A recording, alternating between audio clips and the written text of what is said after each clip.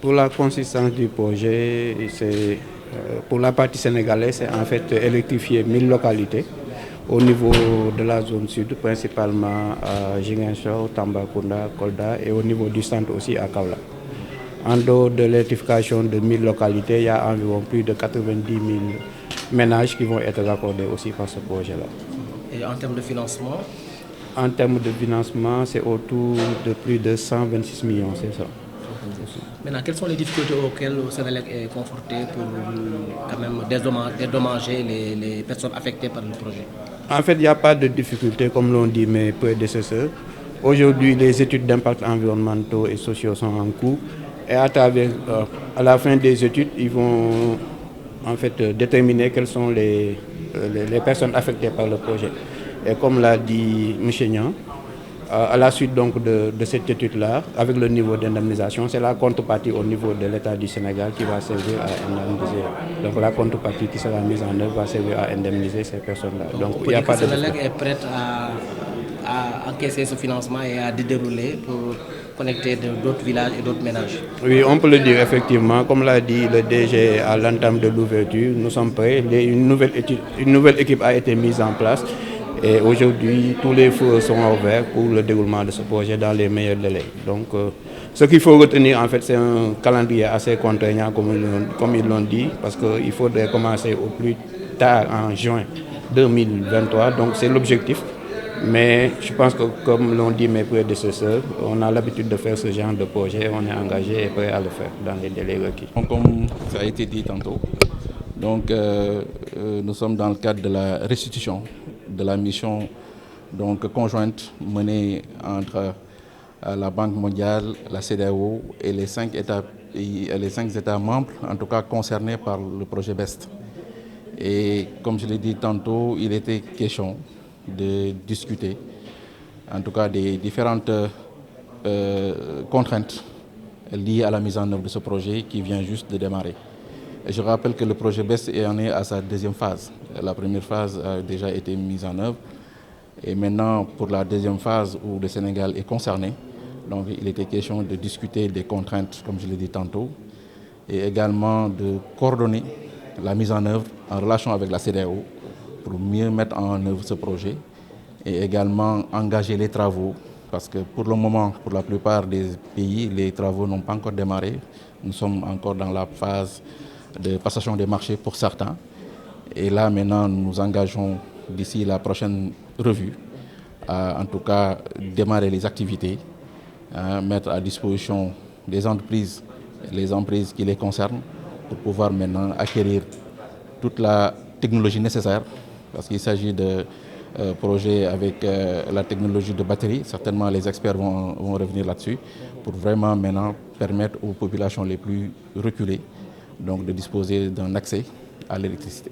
Qu'en est-il des PAPS? Oui, pour la question des PAP, comme je l'ai dit tantôt, aussi c'est une question éminemment en tout cas importante qui est en tout cas prise en charge par les plus hautes autorités du Sénégal, comme vous le savez.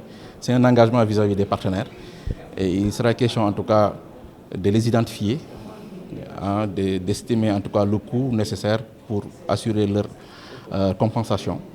À l'effet maintenant de permettre aux entreprises de disposer des emprises et maintenant de dérouler les activités telles que prévues. Et je peux dire que jusqu'à présent, le projet avance bien.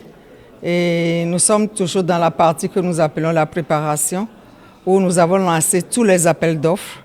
Et pour le Sénégal, on va commencer par ouvrir les offres à partir du 20 mars, sur une durée de 4 semaines, parce que c'est de très gros montants. Et à partir de là, nous prévoyons signer les contrats réels d'ici mai, le mois de mai de cette année. Et concernant l'autre difficulté que je pourrais dire, c'est la compensation des personnes qui seront affectées par le projet. Et donc nous irons demain pour regarder dans la région de Kédougou, de Casamance, de Tabakouda, parce que je n'appelle pas bien les régions. Et nous irons voir et pour pouvoir une idée déjà de la biodiversité, de la végétation. Ça nous permet d'avoir comment le niveau de l'impact qu'il y aura sur la population. À part ça, le gouvernement est très habitué à faire le paiement des personnes qui sont affectées par le projet. Et donc, nous pensons que le projet va se dérouler dans le délai comme prévu. Et qu'en est-il des autres pays de la CEDEAO? Est-ce que vous avez des difficultés à ce niveau? Au niveau des autres pays, je peux dire que tout avance bien. Nous avons la Mauritanie, c'est au même niveau que le Mauritanie et Niger, c'est au même niveau que le Sénégal. Il y a eu une première phase avant de commencer le projet BESS du Sénégal qui concerne la Gambie, la Guinée-Bissau et le Mali. Et dans ces pays, ils ont déjà les matériels qui sont délivrés. Et même là, en quittant le Sénégal, je vais en Guinée-Bissau où on va faire la mise en place, la cérémonie d'inauguration de pose du premier poteau au niveau du pays. Concernant le nombre de communautés qui sont touchées, ça dépend du financement dans chaque pays et ça dépend aussi, je peux dire, du coût moyen d'électrification par pays. Le Sénégal a par exemple 129 millions, donc nous prévoyons électrifier 1000 communautés. Et nous avons la Mauritanie qui a 90 millions, donc il y aura moins de communautés, c'est 840 communautés prévues. Et nous avons le Niger aussi, et donc ça dépend du financement, et donc ce n'est pas les mêmes communautés. Cependant, comme on a dit, c'est ce qu'on appelle une série de projets, c'est-à-dire on va encore faire la 3e phase, la 4e phase, donc les pays sont encore invités à faire partie des prochaines phases. Le projet BESS, comme les autres l'ont déjà dit, pour moi ça va très bien. C'est vrai que c'est une phase de démarrage, donc le décollage c'est toujours avec peut-être certaines turbulences, mais tous les indicateurs sont au vert et nous progressons vraiment normalement. La passation, on compte finaliser ça dans ce mois de mars-avril et faire la signature des marchés à main. Et on va commencer les travaux probablement quelques mois après. Et donc pour moi le BESS ça avance bien. Les pays sont plus ou moins déjà préparés. Et pour nous, dès la prochaine visite, ça sera rendez-vous sur le terrain vraiment pour commencer les travaux.